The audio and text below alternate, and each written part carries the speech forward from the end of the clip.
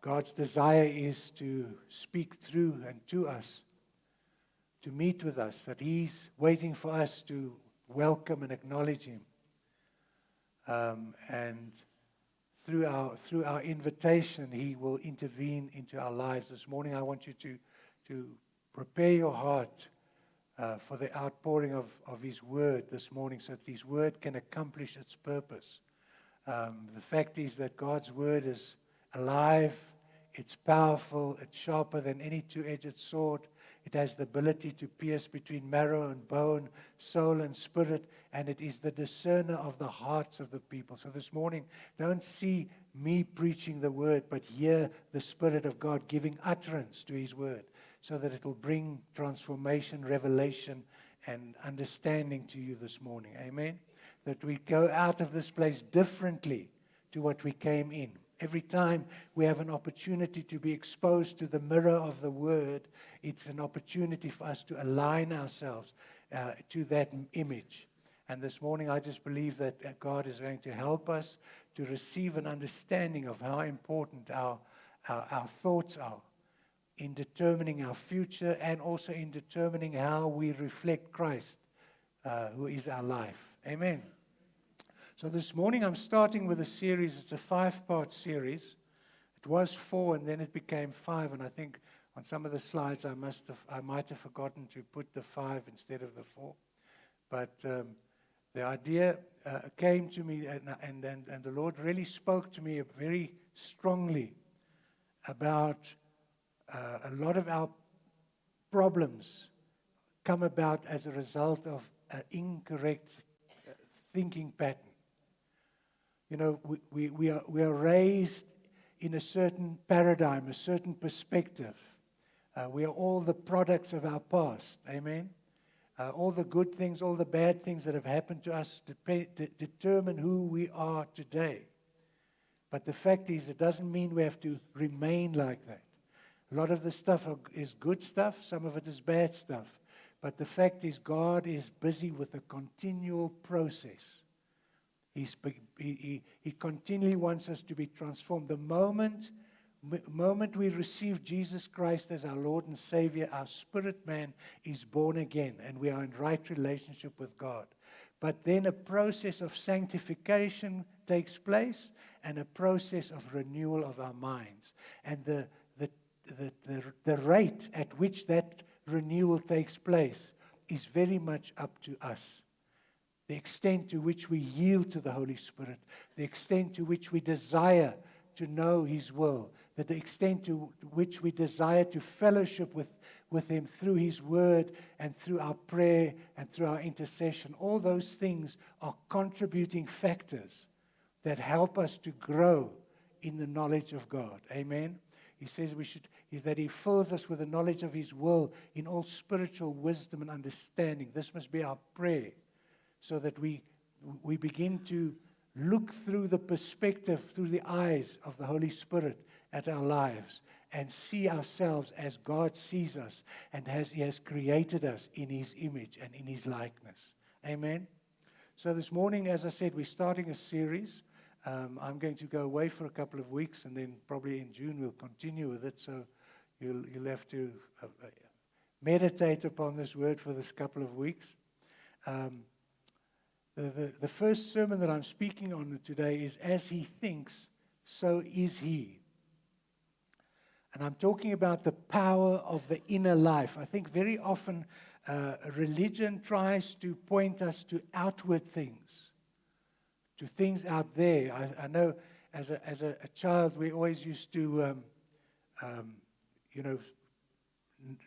think that God is somewhere up there in heaven. And He was a distant God. But God is a very present God. God is a God that has taken up residence in me and you if you are a child of God. If you have been born again, the Spirit of God has come to make His dwelling place in you and now teach you through the Holy Spirit to align your thought life to come in alignment with His will and purpose for your life. That's the process that's taking place. Sanctification, yieldedness, submission, connectedness to the vine, as we spoke a while ago, so that the life of Christ begins to come more and more revealed through us, and so that His fruit becomes evident in our lives. Not because we try and generate the fruit, but because we yield to the life in us, the life of Christ. Amen. So we're talking about the power of the inner life, and we're taking the scripture, Proverbs 23 verse 7, which says, "For as he thinks within himself, so is he." It's such a powerful statement. Your thought life determines who you are. The Bible says that Jesus said, "You have the mind of Christ."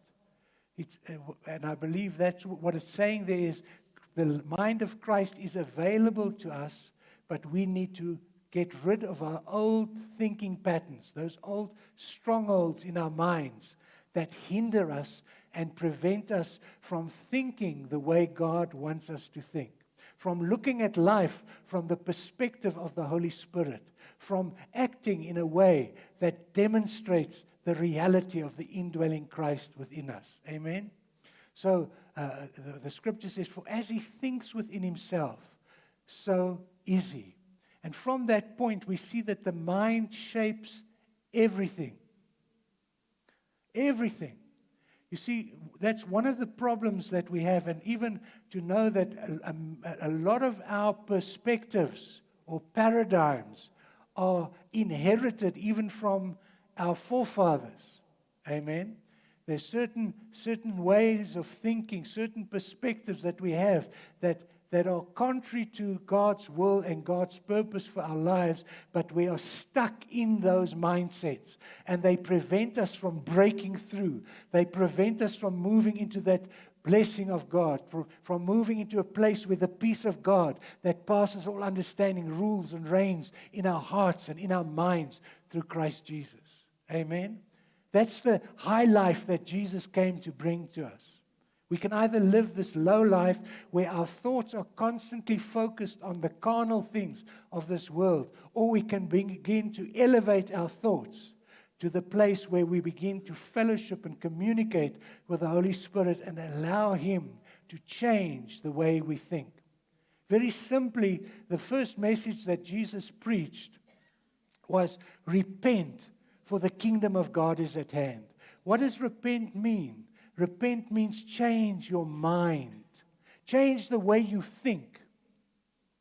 And many of us are in certain bondages and in certain negative situations because of incorrect thinking, because we've looked down upon ourselves, because we have an inferiority complex, because we don't know who God made us to be. And so I trust that this morning, as you realize the plan of the enemy to undermine and to hinder and to prevent you from moving into the dimension of walking with the knowledge that you have the mind of Christ, that you're a son of God, that you're being born again by an incorruptible seed, that it's the Spirit that gives life and man can add nothing to it. And that as we yield to Him and begin to think on the lines that the Holy Spirit directs us to think, it will begin to bring transformation in our lives. It will cause the kingdom of God to manifest in our lives. And as we pray, let thy kingdom come in my life, in my family, in every circumstance, what will happen is I will begin the transformation process, and my lifestyle will begin to yield more and more to the power of the Holy Spirit that is at work in me. You see, your outer world is a reflection of your inner thought life. And that's a truth. Your outer world is a reflection of your inner thought life. Didn't He say that? As a man thinketh in his heart, so is he. So that's something that we have to look at.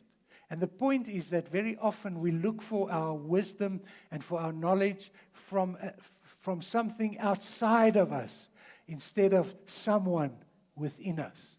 The Spirit of the living God has come to empower us. Jesus told the disciples to go to Jerusalem, to wait there till they be endued with power from on high.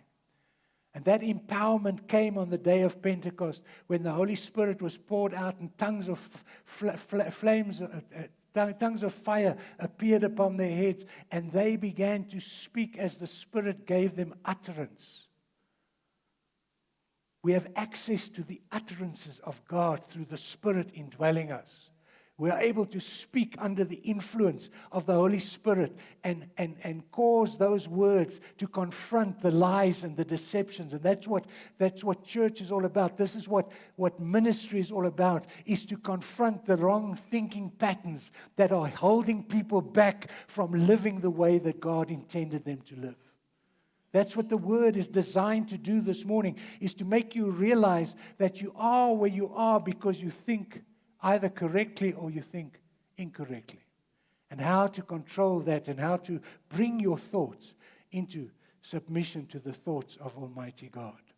Transformation must begin in the mind. It's Romans 12 verse 1 and 2. It says, "Be ye transformed by the renewing of your mind." So the transformation takes place through the renewing of your mind. In Proverbs 23:7 and Romans 12:2, we see that. You are what you think. I think there's a well-known saying of Henry Ford. He says, if you think you can, you're right. If you think you can't, you're also right. So the thing is, even in a secular terms, he understood the power of correct thinking. The power of looking at circumstances not from your own inability or from your own weakness, but from the perspective that God has empowered you. That Jesus said, all power has been given unto me, both in heaven and on earth. Go ye therefore. You have a mandate from God. You have been authorized by God to begin to align yourself with Him and live the life that He intended for each one of us to live. So you are what you think. The Bible says, for as he thinks within himself, so is he. This is not positive thinking. You know, there's a difference. This is not positive thinking. You cannot transform your thoughts into just repeating scriptures or repeating statements and things like that. It's about an alignment with the Word of God. It's a different perspective than the world brings to just say you have to be positive, you have to say positive things. The fact is, if you say the positive things and your spirit is not in alignment with those words will accomplish nothing. It's about first getting to the source of the fruit of the Spirit and allowing that to become your lifestyle, become your vocabulary, that which you speak every day, those things that you confess of your life, those things that you declare of your life, not because you're trying to manipulate your life to change it, but because you understand that you are yielding to Christ's life and that you have access to the mind of Christ and that He will begin to lead and guide you as you submit to Him, yield to Him, allow Him to bring the fruit forth in your life. God designed human beings so that the inner world shapes the outer world. Thought precedes action. Isn't it so? Hopefully. Some people say, before I could think, I did something. No. Your thoughts are always precede your actions. Whatever you do, you first think upon that. And very often we sometimes meditate upon things. And then when a situation comes, then the words come out of our mouth and we realize, but actually that which I meditated upon, that's what I've been speaking. That's what I've been saying. But if I know that I can transform my mind, because the mind is not a passive spectator of your life, it is the architect of your life. Think about that a little bit. God has given us a mind that we can either direct at the carnal side of life, or we can direct at the spiritual side of life. He says to be carnally minded is death. To be spiritually minded is life. That's the choice each day that we have. And as we begin to realize how important our thinking is in determining the outcome of our life, I believe that we will begin to place much more emphasis on what we put our minds to and think about. The mind is not neutral ground. It is the seedbed of everything you do and everything you become.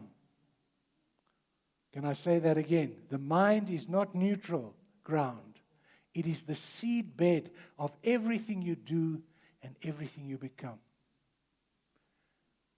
So this is so vital for us this morning to really make sure that we are busy in the process of allowing God to renew our minds, to expose us to His perspectives, to expose us to the Word as He declares it, so that we can begin our alignment process, so that we become more and more like Him, so that Christ be formed in us, as the Apostle Paul says. Amen?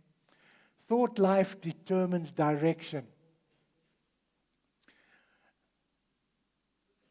You know, I think that one of the things that most people, I think, have a difficulty with is understanding that they have control over their thoughts.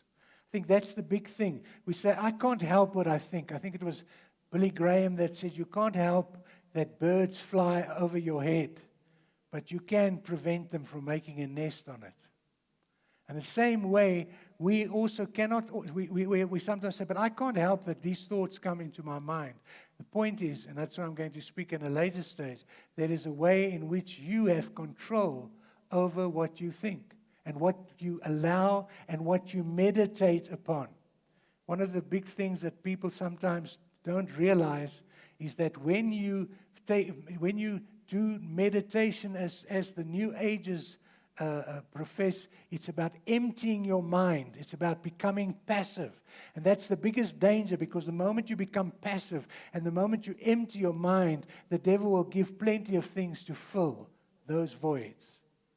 Meditation in the biblical sense is spending time in prayer, spending time waiting on God, being focused on Him and focusing on the Word, taking scriptures, reading them and stopping at those scriptures that speak to your heart, and then begin to ponder them and think them and pray them and ask questions and wait on God. That's how He will begin the transformation process. And it takes effort. It's not just going to happen by osmosis. He says, above all else, guard your heart, for everything you do flows from it. I've already, on numerous occasions, taken that scripture and said that your heart is the center of your being, is your thinking processes that come through the heart. And he says your heart, guard your heart more than anything that should be guarded. Why? Because out of it come the issues of life. And I always say it like that your heart is like a womb. So whatever seed you plant into that womb, it will produce. Whether it's good seed, or whether it's weeds, the seed that you plant will come up. And so guarding your heart and ensuring that your heart is not contaminated and polluted by incorrect thinking will determine that you begin to steer your life in a direction where you begin to live the Christ life that He has predestined you to live. The mind governs direction, not just reaching to life, but setting its entire course. Can you see how important the way you think is? It sets your entire course. Where the mind goes, the life follows. You cannot live beyond the boundary of your own thinking. And that's such I think such a limiting factor in so many people's lives, in most of our lives. I think none of us have really reached the full potential of what God desires to accomplish through our lives. And a lot of that is because we think negatively concerning ourselves, because we think I'm not able, because we think I cannot do this, because we've been brainwashed by programs, we've been brainwashed by the homes that we grow in, hearing the negative things over our lives, hearing why we can't do anything, instead of coming to a place of understanding that the Scripture says, I can do all things through Christ who strengthens me. That which God has put in my path to accomplish in my life, I can accomplish it, but I need to change the way I think. Amen? Many believers pray for change in their circumstances while unconsciously nurturing the very thought patterns that produce those circumstances. You see, once you understand your heart is the womb of your future, where you are today is as a result of the mindset that you've had, the thoughts that you've had, the thoughts that have governed your decisions and your choices. That's brought you today where you are. Now, if you're in a good place, that's great. If you can be in a better place, then we want to get into that better place. If you're in a bad place, good news, you can change. Amen? You can change by changing the way you think. You cannot live beyond the boundary of your own thinking. And that's so powerful. That's why we need to take possession of the gift that God has given to make His mind available to us. He says you have the mind of Christ. But the fact is we're not allowing that mind to have rulership over our life, to direct our thoughts, our perceptions, our perspectives. You cannot live beyond the boundary of your own thinking. Your mind is like a garden. You know, to have a pattern, it's like a garden. I mean, I don't know how many of you do gardening. I'm not a wonderful gardener, but I like to have a nice garden. So I try and do, and I try and keep my grass nice and green and so on, and I try to get the weeds out of that garden. Why? Because I want to cultivate the beautiful things and get rid of the things that are marring or making the garden not look as pretty as it can. Amen? And so the garden is something, firstly, that you sow seeds into. It's what you plant. And your mind is that garden. What you plant in your mind is what will grow. What you plant in your mind will grow. Whatever a farmer plants is what grows. You cannot sow thorn seeds and harvest wheat. Amen? The seed determines the harvest. And so if you understand that, you begin to change the seed that you sow into your heart, into your mind, so that your thoughts begin to demonstrate correct thinking and begin to change the course of your life. And that's so important. But you don't just need seeds in a garden, you need water. And what is it that you are watering? What you consistently meditate upon, you consistently water. Attention is irrigation. What you focus on is what waters. What you focus on is what will bring forth. So if you have a negative mindset, if you always fear failure, if you're always in unbelief or doubt, those are all thought patterns that are sent to hinder and prevent you from becoming all that God desires you to become. And then the harvest is what you reap. Your life is largely the harvest of seeds planted in the soil of your mind in previous seasons. That's which, as I said, we're experiencing now. Is what it's all about. So the mind as soil, if it's unattended, if you just let your mind go where it wants to, let it do what it wants to, think upon it what it wants to, the enemy will give you enough things to take your life off course. So if you leave it unattended, then weeds grow, fear, doubt, bitterness. Left alone, they take root naturally. The fallen mind grows thorns by default. How many of you notice you don't have to really plant weeds? They just come up by themselves. The good plants you have to nurture, you have to water, you have to make sure the ground is right. But thorns just come up by themselves. It's part of the curse. But the fact is, when we understand that if we leave our minds to just do what it wants to do, and you see that's what happens with drug addiction, alcohol addiction, all those things. It's a way of submitting your mind to these things that the enemy then uses to bring you into bondage, to bring you into negative thinking, to bring you into a place of suicide thoughts and all those things. Those are all the effects of leaving your mind unattended. When it's tended, truth takes root. The Word of God consistently planted and meditated on transforms the soil of the mind from the inside out.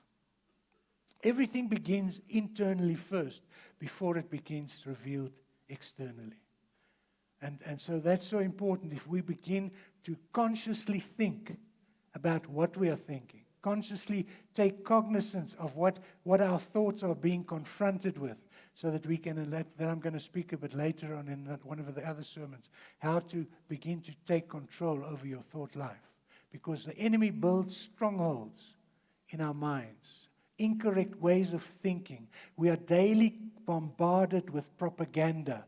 We are daily bombarded with a certain perspective. And so if we allow those things to have free reign in our mind, it's like allowing the seeds of weeds to just do what they want and overgrow everything that is good in our minds. The harvested is the life that follows. What fills the mind eventually shapes the words, decisions, relationships, and character of a person's life. You see, that's why we all are responsible for our own choices. We can never blame God. He's created us with a mind. But His desire is that our mind should be the mind of Christ, that we should think upon the things that God has prioritized in our life. The mind is like a garden left untended. Weeds grow. Tended with intention, it produces a harvest of character, peace, and purpose. Passive thinking is not neutral. It is a choice to allow whatever the world plants to take root. It's your choice. And once you realize your responsibility to begin to clear the garden of your mind and plant things that are beautiful, that will produce after its own kind, that will redirect the way that you live, is like cultivating a beautiful garden and seeing the effects of our thoughts manifested in that. Philippians 4 verse 8 says, whatever is true, whatever is noble, whatever is right, whatever is pure, whatever is lovely, whatever is admirable, think about such things. So here's an instruction. So again, what does it mean? It means I have a choice what I think upon. Amen? So he tells you these are the things that you must begin to focus. Begin to check when you begin to think and you begin to talk. Why are you saying what you're saying? Is it because your thoughts are negative, or your thoughts are fear, full of fear or doubt or unbelief? Or are you thinking upon those things, taking your thoughts and directing them on those things that are true, that are noble, that are right, that are pure, that are lovely, that are admirable? And then the fruit of that will become a lovely garden. It will become a life that is meaningful, a life that has impact in the lives of other people, a life that is a blessing to everybody. This is not a passive optimism. This is an active command to become a steward of your thought life, to curate what you allow in. It's your mind. You can switch off that thing that's a negative influence upon your mind, that thing that causes fear in your heart, that thing that causes doubt in your mind. You can switch that off. You can decide, that's not what I'm going to feed my mind on. I'm going to feed my mind on the Word of God. I'm going to feed my mind on my fellowship with the Lord Jesus Christ and on the ministry of the Holy Spirit in me, so that I begin to think the way He thinks. Amen? So, what are you allowing to take root? And that's the point. You and I are allowing whatever is taking root in our lives. And so when we take a bit of an introspection of our lives, see the things that we feel we have done or said that are contradictory to the fruit of the Spirit of God, we realize it's as a result of our thinking that is not the way it should be. What seeds of fear, doubt, or unbelief have you been unconsciously watering in your thought life? I don't know how we're going to make it financially. I don't know what the future of our country is. I don't know. And we start meditating and pondering on those things. What happens? We are filling our hearts with negativity and fear. And what will happen? It will produce according to its kind. Amen? That's a universal law that God instituted. Every seed will produce after its own kind. Thoughts are seeds. And so we have to think carefully what we allow ourselves to meditate upon, because those seeds of fear, doubt, or unbelief will unconsciously affect the thoughts of our life. What patterns have you accepted as just the way I am? You know, some people say, I can't help it. This is just the way I am. No, you can. You have control.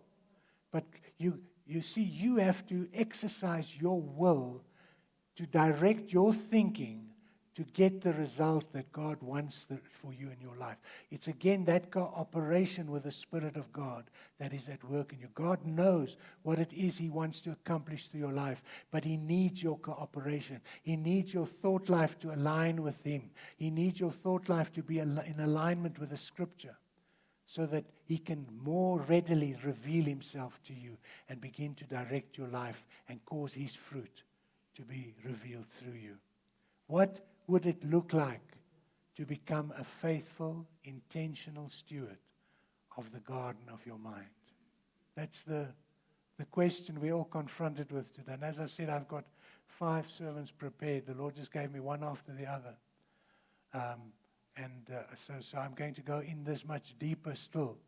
But the thing is, what would it look like to become a faithful, intentional steward of the garden of your mind? You see, it will start with a decision. It will start with repentance, choosing to think differently. That's what it starts with.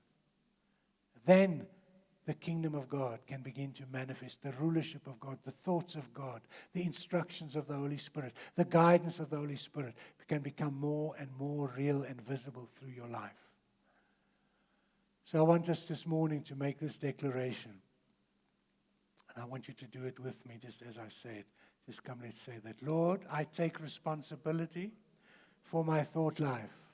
I choose to plant your word in my mind and yield my thinking to your truth. Let what I think align with who you say I am. Amen. Let's stand. Let's stand. Father, we thank you. We thank you that you give us understanding, that you give us knowledge, that you give us wisdom. All these attributes are available to form our minds to be Christ-like, to yield to the Holy Spirit as He brings reformation, as He brings transformation, as we submit our minds to the Lordship of Jesus Christ and to the revelation of your word. I thank you this morning, Father, that each one of us standing before you this morning have made that declaration. And Lord God, that from this day we choose to take every thought captive and subject it to the knowledge of God. And I thank you, Father, that you help us this morning to repent of incorrect thinking and align ourselves with the purpose and plan that you have for our lives, to think upon those things that are above. I thank you for that in Jesus' name. Amen. You can take your seats. We're going to have communion right now.